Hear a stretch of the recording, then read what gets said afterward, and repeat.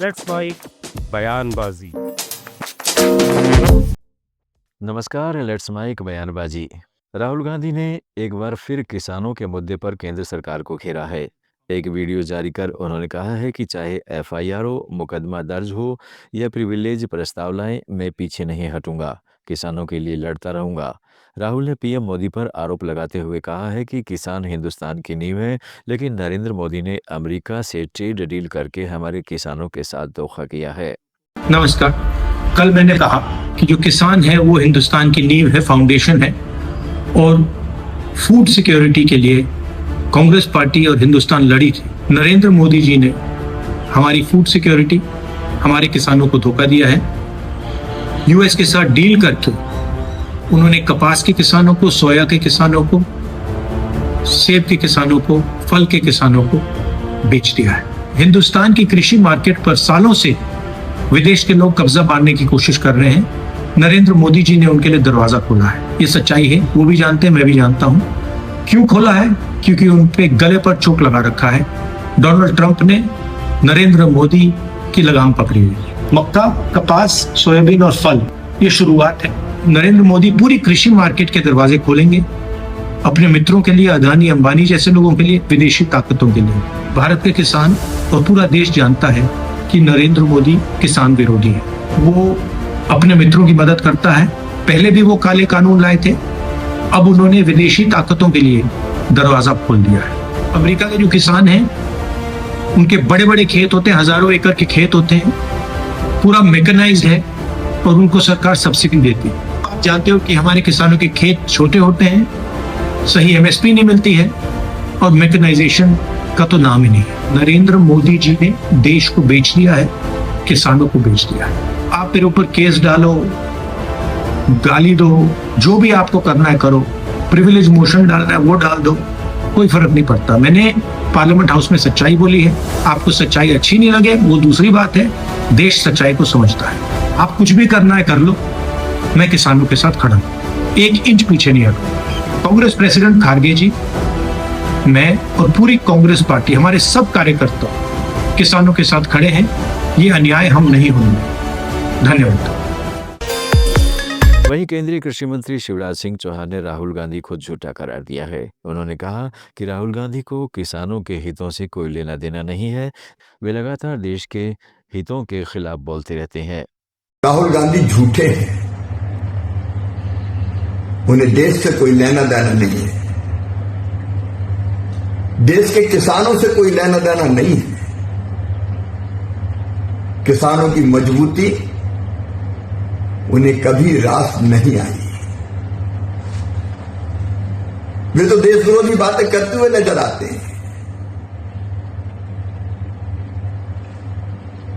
अभी उन्होंने एक वीडियो में झूठ बोलने के सारे रिकॉर्ड तोड़ दिए।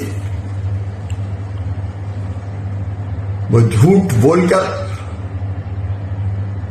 देश में भ्रम फैलाने की कोशिश कर रहे हैं। प्रधानमंत्री श्रीमान नरेंद्र मोदी हमेशा से किसान हितैषी रहे हैं। उनका हर निर्णय किसानों के हित में लिया गया है। उनकी योजनाओं ने किसानों की जिंदगी बदल दी है। और अभी अमेरिका से जो समझौता हुआ है, उस समझौते में भी किसान हित पूरी तरह से सुरक्षित हैं। हमारे अनाज उत्पादक किसान, गेहूं, चावल, मक्का, सोया, मोटा अनाज पैदा करने वाले किसानों के हितों का पूरी तरह से ध्यान रखा गया है। हमारे प्रमुख फल और सब्जी उत्पादक किसानों के हितों को भी इस समझौते में पूरी तरह संरक्षित किया गया है।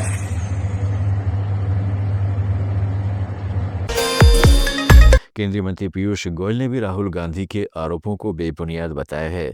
उन्होंने कहा, वे अपनी नकली बातों से हमारे किसानों को गुमराह कर रहे हैं और उन्हें भड़काने की कोशिश कर रहे हैं। And trying to provoke our Annadatas. He has never cared for our motherland, nor can we expect him to ever work for a strong and prosperous future for India. Prime Minister Shri Narendra Modi ji has always been empathetic towards our Kisan brothers and sisters. He has always put the interest of farmers first and taken all decisions to ensure their prosperity. Modi ji has implemented several schemes which have transformed the lives of crores of farmers. In the recent trade deal with the United States of America, the interests of farmers have been kept paramount and fully protected. In this agreement, all major crops of farmers, including wheat, rice, millets, soya meal, corn, GM food products, spices, potatoes, have been fully safeguarded. We have also fully protected the interests of farmers producing major fruits, including apples. India's doors. उधर केंद्रीय मंत्री किरण रिजिजू ने भी राहुल गांधी को चेतावनी दी है और कांग्रेस सांसदों से अपील की है कि वो राहुल को समझाएं कि नियमों के खिलाफ बोलने पर विशेष अधिकार हनन नोटिस भेजा जा सकता है। ऐसा है, वो कांग्रेस के कई एमपीज को मैंने बोला है कि आप लोग राहुल गांधी जी को तो समझाइए कि रूल से बाहर बोलने पर प्रिविलेज नोटिस होते हैं और आप कोई भी रूल ब्रेक करेंगे तो आपके खिलाफ कोई भी नोटिस अलग अलग नियम में उठाया जा सकता है। तो अभी भी मैंने कुछ कांग्रेस सांसदों को बताया है कि आप लोग राहुल गांधी जी को समझा दीजिए, क्योंकि राहुल गांधी जी को शायद नियम नहीं पता होंगे। तो राहुल गांधी जी को समझाने के लिए कई एमपीस है। मैं तो बार बार कहता हूँ कि कांग्रेस में कई एमपीस है जो पढ़ा लिखा भी है, समझदार भी है और नियम से काम करते हैं, लेकिन ये लोग राहुल गांधी जी को समझाना चाहिए। हम लोग तो बिना नियम के, बिना रूल के कुछ काम नहीं करते। जो रूल्स ऑफ कंडक्ट और जो बिजनेस चलाने का प्रोसीड्यूर है, इसके अलावा हम इधर उधर हट के कोई काम नहीं कर सकते हैं। राहुल गांधी जी ने कई नियम तोड़े हैं, तो अभी उसको हिसाब किताब तो शायद उनके पार्टी ने नहीं बताया होगा। हम बता सकते हैं उसको कहाँ नियम तोड़ा है उन्होंने। छत्तीसगढ़ के पूर्व मुख्यमंत्री भूपेश बघेल ने बड़ा दावा किया है। उन्होंने कहा कि केंद्रीय गृह मंत्री अमित शाह ने उनसे फ़ोन पर संपर्क किया और उनके खिलाफ दर्ज केस के बारे में पूछा, लेकिन इस बात के तुरंत बाद भूपेश बघेल के ठिकानों पर आयकर विभाग की रेड पड़ी। भूपेश बघेल का कहना है कि इस पूरी घटना से उन्हें एहसास हुआ कि अमित शाह शायद कुछ और ही कहना चाहते थे जो राजनीतिक प्रस्ताव से जुड़ा हो सकता है। बता दीजिए कौन कौन है, वो भिजवा दीजिए। तो मैंने कहा मेरे लिए बड़ा सुखद आश्चर्य है कि हम तो विपक्ष में हैं, हमारा धर्म है, विपक्षी धर्म ये कहता है कि मैं जो सत्ता में बैठा उसकी आलोचना करूं, और उसके बाद भी आप मेरी मदद करना चाहते हैं साहब, तो ये मेरे लिए तो बहुत अच्छी बात है, सुखद आश्चर्य हो रहा है। तो एक बार और फिर बड़े साहब से मिल लीजिए। फिर उनसे मुलाकात हुई और उन्होंने पूछा था कि भाई कौन कौन से केस है। मैं बोला ये बात है, और उसके बाद मैं चला गया और 8वें दिन बाद फिर छापा पड़ गया। मैं बोला साहब आप तो बोले तो मदद करूंगा, बोले छापा पड़ गया। बोले मैं देखता हूँ, लेकिन उसके बाद फिर छापा पड़ा। तो फिर उसके बाद मैंने कहा कि ये कहना कुछ और चाहते थे, है ना, लेकिन वो कह नहीं पाए भले, लेकिन इशारा उनका वही था। भारतीय जनता पार्टी में जाने का सवाल ही नहीं उठता, है ना। तो ये काम उन्होंने किया, वो षड्यंत्र करते हैं, बदनाम करते हैं। अभी देख लीजिए, मुझ पर मोदी जी ने सीधा आरोप लगाया था चुनाव के समय, महादेव को भी नहीं छोड़ा, 508 करोड़ का घोटाला हुआ है, लेन देन हुआ है, लेकिन वो सट्टा आज भी चल रहा है। अब सवाल इस बात का है, प्रोटेक्शन मनी मोदी जी ले रहे हैं कि अमित शाह ले रहे हैं। राजस्थान में स्वास्थ्य का अधिकार कानून को लेकर पूर्व मुख्यमंत्री अशोक गहलोत ने सरकार पर सवाल उठाए हैं। उन्होंने कहा, सरकार आने के बाद से स्वास्थ्य उनकी प्राथमिकता ही नहीं रहा। चिरंजीवी योजना को भी वे समझ नहीं पाए। हर घर गांव में स्वास्थ्य समस्याएं हैं। ये समझ के परे कि फ्री मेडिसिन, फ्री जांचें, फ्री इलाज, फ्री ऑपरेशंस, ये हिंदुस्तान में 25 लाख का बीमा किसी राज्य में नहीं है और साथ दुनिया में भी नहीं हो। जो फ्री इलाज, कैशलेस इलाज हो रहा, कैशलेस, और ये स्कीम पॉपुलर पूरे देश में हुई है, सब राज्यों में हुई है। किसी किसी रूप में अपना है। 10 लाख का बीमा कर दिया पंजाब में। तो कहने का मतलब ये कि ये समझ क्यों नहीं पा रहे, राइट टू हेल्थ एक ऐसा अधिकार दिया गया हम लोगों ने आम जनता को, का आप कोई रिक्वेस्ट करने की जरूरत नहीं है, आपका अधिकार मिल जाएगा आपको। इस स्वास्थ्य की चिंता सरकार को है। इतना बड़ा क्रांतिकारी निर्णय हमने किया, उसके बारे में अगर मंत्री जी कहे या सरकार कहे, जो कमेंट किए वो दुर्भाग्यपूर्ण है, मैं उसकी कंडेम करता हूँ। बल्कि मजबूत करना चाहिए था इसको। इसके जो राइट टू हेल्थ है, इसके नियम कायदे बना के अभी तक तो लागू करना चाहिए था इनको, और स्ट्रॉन्ग करना चाहिए था इनको, तो आपका नाम होता पूरे देश के अंदर। आज राजस्थान की जो स्कीम है पूरी हर राज्य में उनकी चर्चा हो रही है। यहाँ पता नहीं किस प्रकार से बिहेव कर रहे हैं। और मैं जब से देख रहा हूँ, 2 साल तो हमें हो गए जब सरकार की आई, तब से जो मिलने आता है उनमें 2-4 लोग तो किससे बताते हैं, कहते हमारा हार्ट का ऑपरेशन हुआ, कहते घुटने चेंज हुए, कि टीबी का इलाज हुआ, कहते कैंसर का इलाज हो गया फ्री के अंदर। 80,000 रुपये के इंजेक्शन होते हैं फ्री के अंदर, फ्री मिल रहे हैं पूरे ऑपरेशन।